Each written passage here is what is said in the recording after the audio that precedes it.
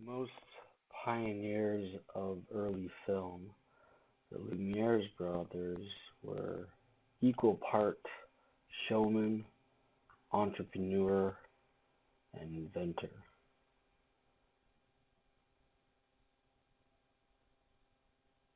Film was decades away from merging with theater.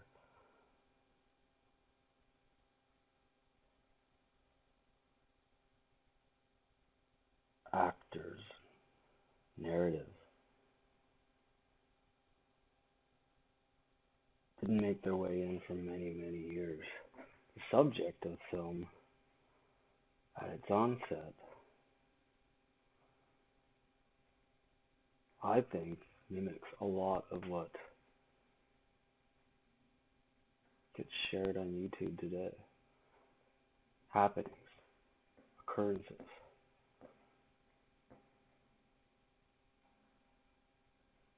not false realities, but amazing events.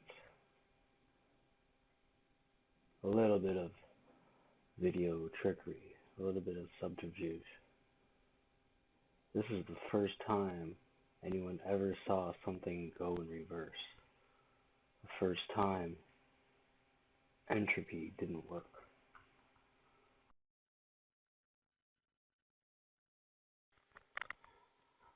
Well, what is entropy?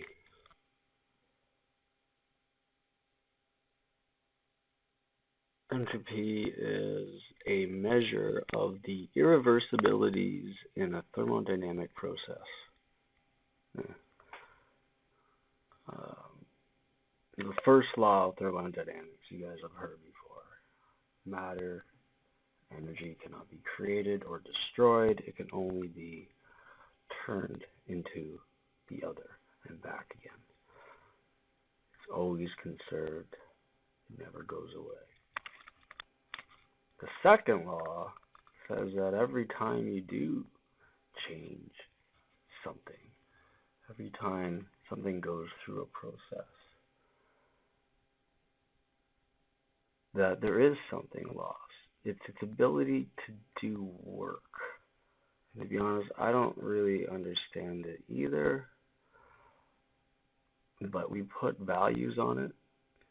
In engineering, it's S, and you can look it up. You can determine how much entropy is going to exist, or how much losses will occur during a thermodynamic event. It's known, it's repeated, it can be measured, understood only through figures and repeatability as a mechanism. But the better way to think about entropy is it's the only phenomenon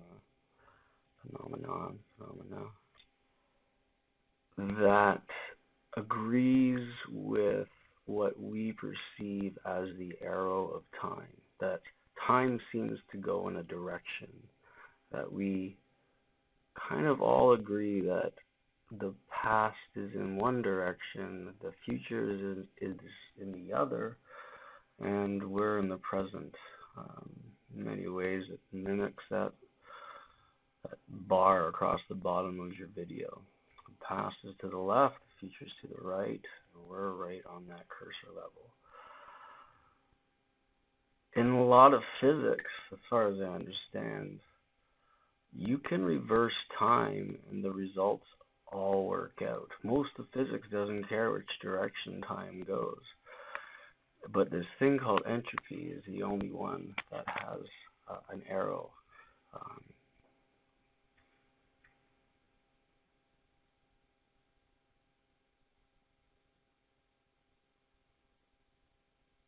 Often entropy gets the synonym of decay. And that's what we're seeing here in Sam Tyler Wood's piece. Again, a little bit of video subterfuge. Somehow, this rabbit carcass is definitely in time lapse. That might take weeks for all of that to happen that we're seeing in a few minutes. But somehow that peach stays undisturbed. There's some fantastic reference to still life painting. Still life painting is some kind of trickery with colored mud to make you believe that there's actually grapes sitting on the table. Compositing is just another form of that, perhaps. The best way to think about entropy is that we tend to notice that things go from ordered states to disordered states when left alone.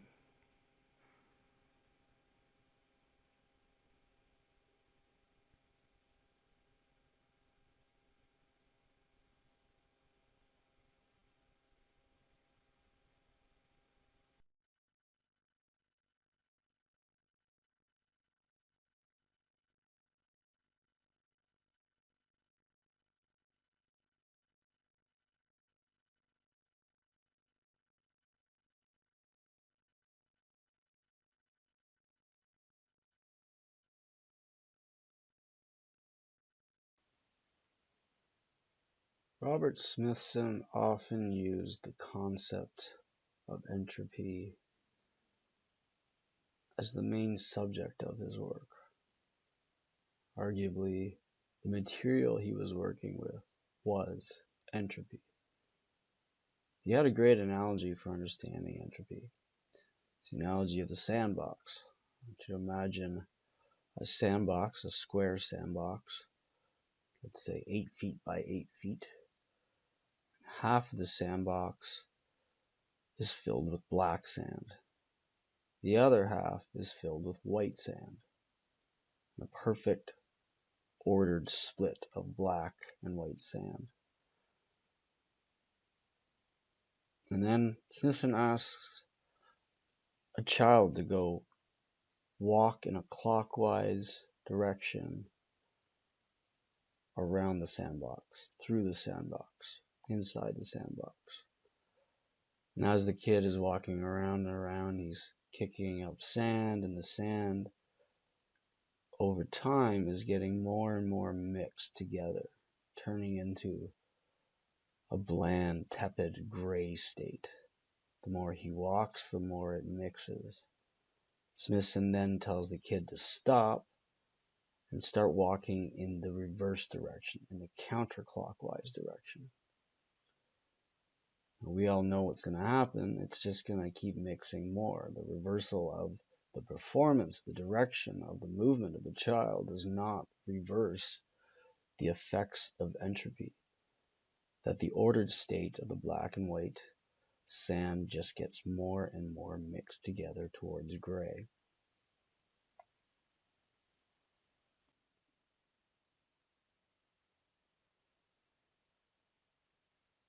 In one of Smithson's seminal works, Partially Buried Woodshed, he asked an excavator to dig up big piles of sand and drop them on the side of an old woodshed on the campus of Kent State University. And he told the excavator to keep doing it. Load more, load more, load more. He kept doing it until the weight of the sand was enough to break the main central beam of the woodshed. And at that moment, he told the excavator to stop because the artwork had been realized. The artwork is not this photo, and to be honest, I don't know if this is actually the real photo of the event. The artwork was, to Smithson, the entropic moment, or rather, the entropic threshold that split in time, the moment where you couldn't go back, that you couldn't remove dirt and have the woodshed go back together again. Think of it as the straw on the camel's back. But think more of it as an artwork that is a concept, a fleeting moment, a moment of transition, a performance. This is an apparatus. When I use the word apparatus, I use it very loosely as something contrived by an artist. something set up, something to make something happen. Remember that word play. Think about the way you can set up an apparatus and the way that you make it play, the way that it's played, the way it plays.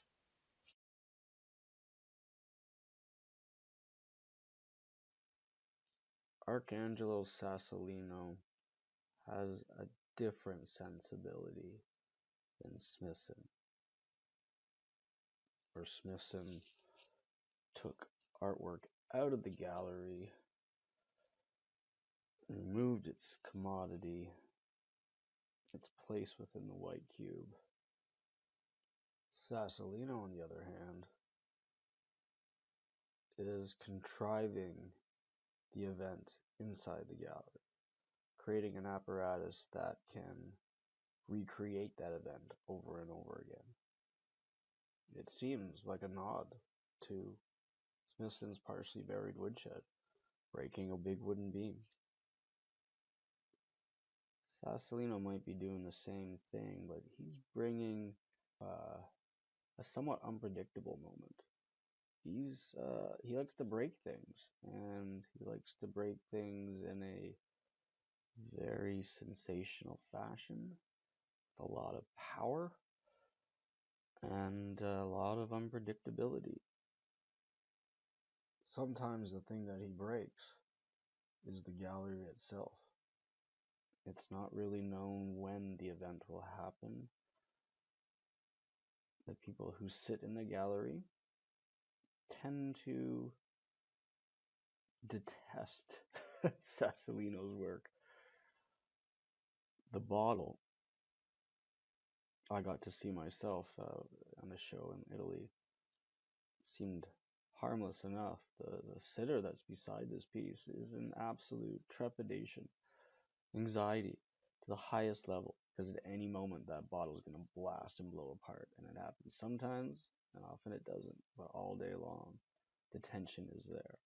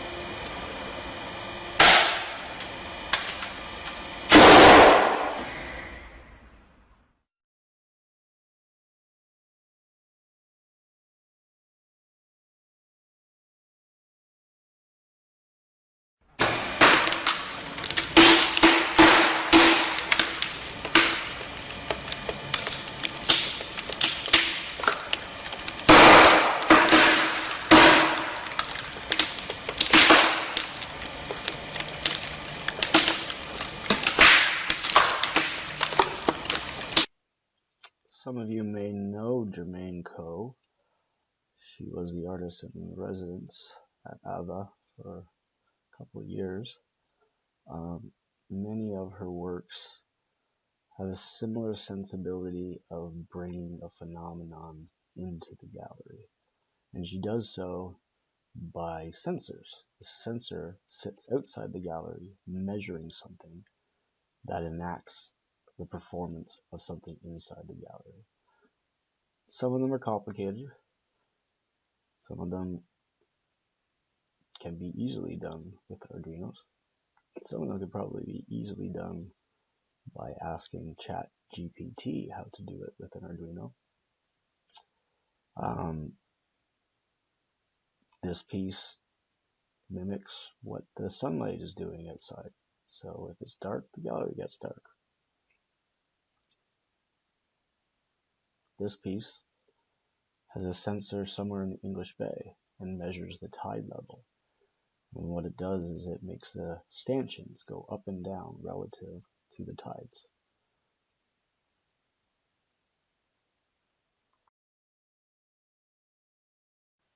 Similar gesture from David Bowen measures not just one point of the water level, but several points. Those points mapped out in a grid. Trying to count it, looks like maybe a 10 by 10 grid. And each one of those points is then lifted up and down relative to the measured distance. In effect, David Bowen is transposing a wave into the gallery.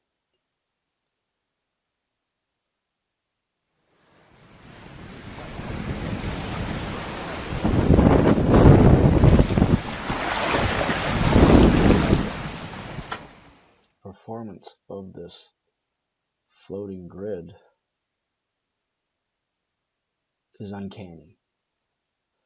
The idea that it seems to trigger something strange. It's almost too good. It feels like a wave. It does such a good job of transposing the motion of something natural, even though it's very clearly not natural phenomena. We see the mechanism, we see the trick. The subterfuge is before us, yet our perception tells us that something else might be going on.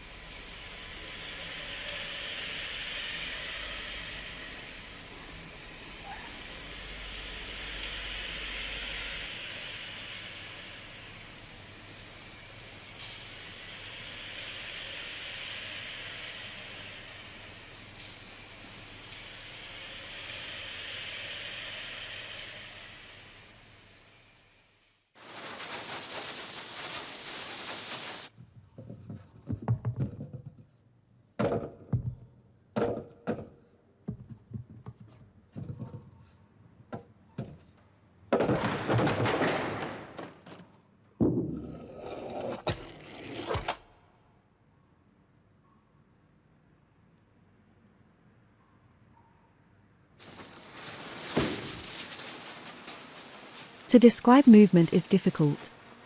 It is to confront that thrill on the deepest level of filmic enterprise. To recognize the privileged character of the medium as being in itself the promise of an incomparable, and unhoped for, grasp upon the nature of causality.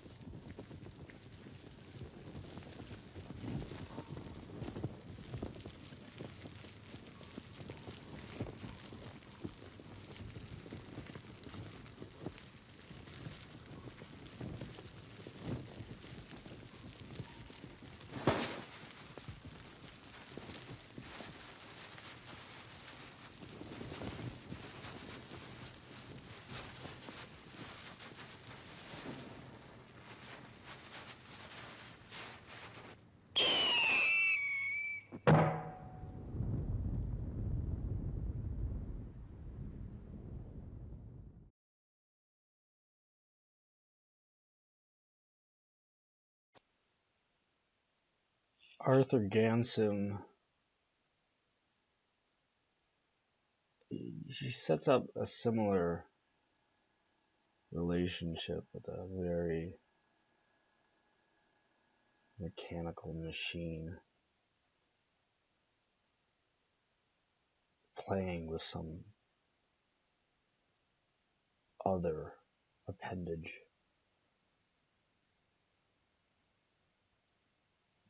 You can watch more of his videos, more of his pieces. He does the video documentation always the same way, where it's a slow reveal of the whole thing. I recommend watching the Wishbone. This piece, I appreciate it as a painting. It might be a hard stretch. But it's these types of folds that would be studied by apprentice painters in the early modern period. Ultimately, I'd say this apparatus, this mechanical contrivance, is to reference that style of tonal study over and over again, watching this inanimate thing animate and show its beautiful folds and most paintable forms. I like building machines, but to be honest, I'd rather paint that than build that machine. And I'll admit, I'm showing you too many machines. You're not going to build a machine. The apparatus that you set up shouldn't be this complex contrivance. But the play, the way that he uses the fabric and the fan as a medium to affect causality, to affect change, to create plurality, I think is, in its simplest form, is playful.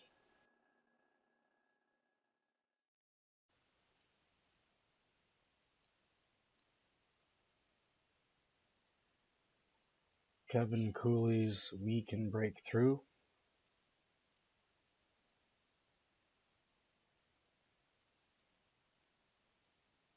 The video loops, or rather repeats. It'll fade to black, come back on, fans are plugged back in,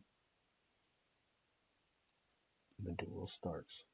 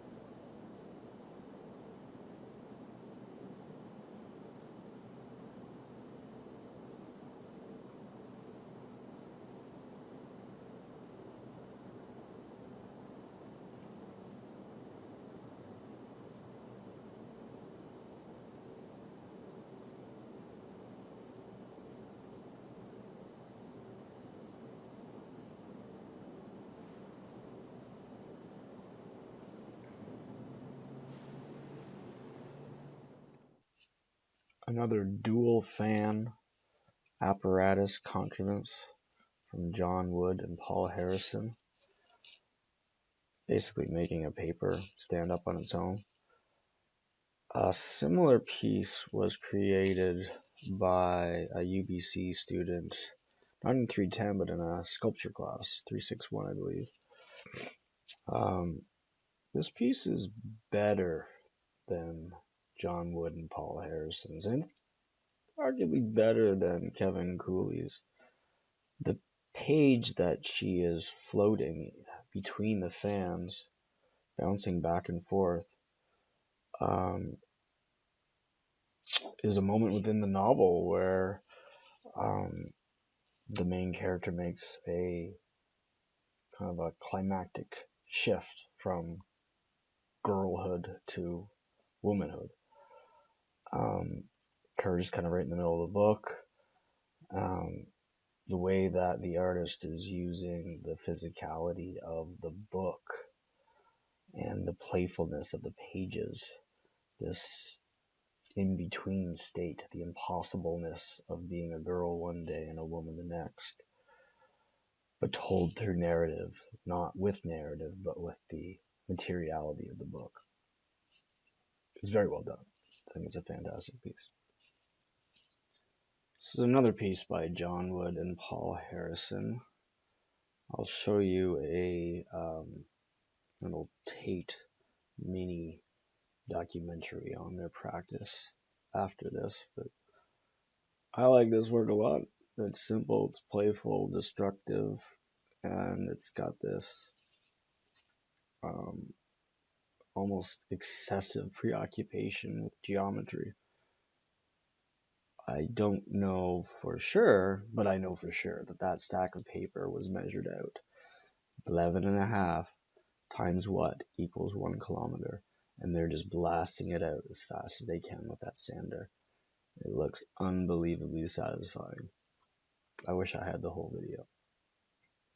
Before you go into the next 4 minutes watching many small vignette works of John Wood and Paul Harrison's practice, project number 2 is not to be taken as a performance piece. Yes, your body might be present, your body might be part of the apparatus, part of the contrivance of making change take place. But it's not a performance project, and this isn't a performance class. While looking at John Wood and Paul Harrison, I want you to examine the way that they set up the shot. We met at art college in the late 80s, and then we just started to talk about things we could possibly do together. And this began with a series of really quite awful live performances.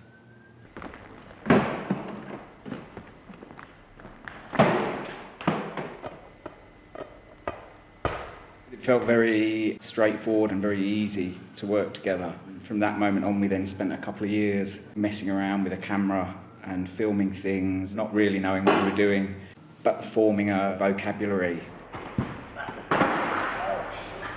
A lot of it is still in place today. You know, we still follow a lot of the kind of structure or the rules or the logic that we kind of set up in those 2 years.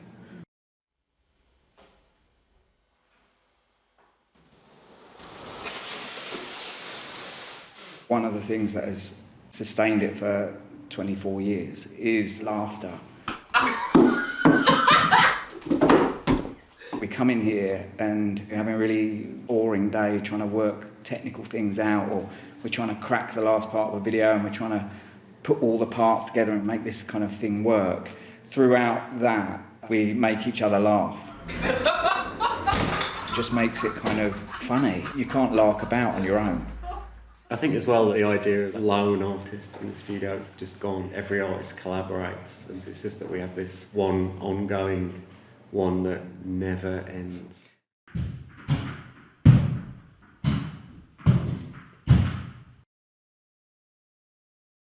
I think a lot of our work is about how the human figure negotiates the world in a sort of physical sense in terms of architecture, but also the objects that we interact with, whether that's driving your car or the pencil that you write with, how those things were made and where they came from, why they're the colour that they are.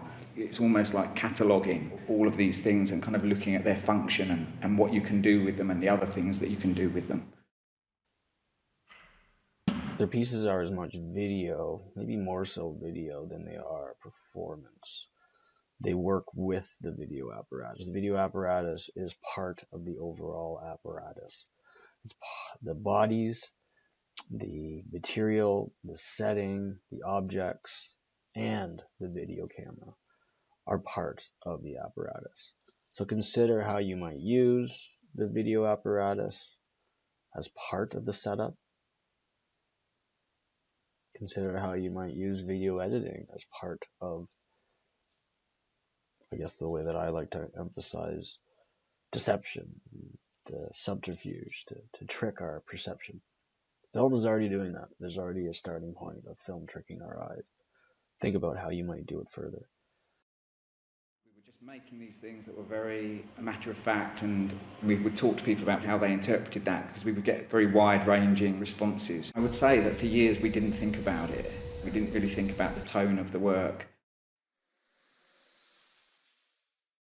We began to talk about the feel that we wanted a work to have, and really trying to make sure that you're doing something that you haven't done before. With that said, your apparatus might be camera. You might be taking stills. The medium is open to you. This piece by John Baldessari is a setup that results in a lot of photos. The impossibility of all those 4 balls being a perfect square. He just takes photos and throws and photos and throws and photos and throws. And you get an artwork out of it, a collection of attempts.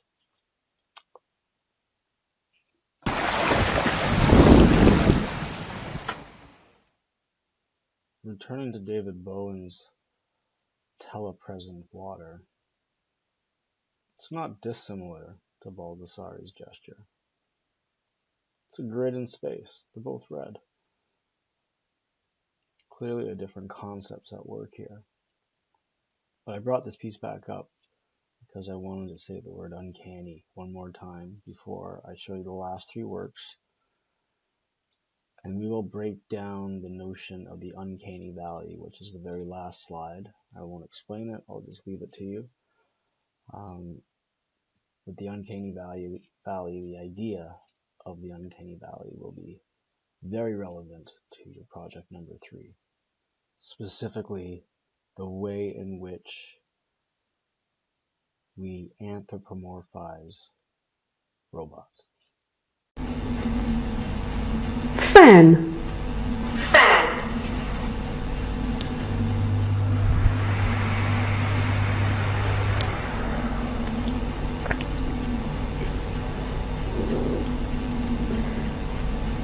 Dryer. Dryer.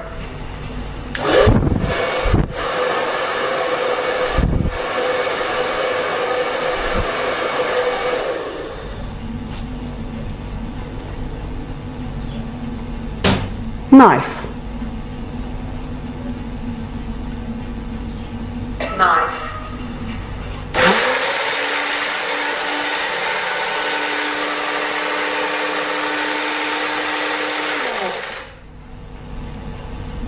Drill.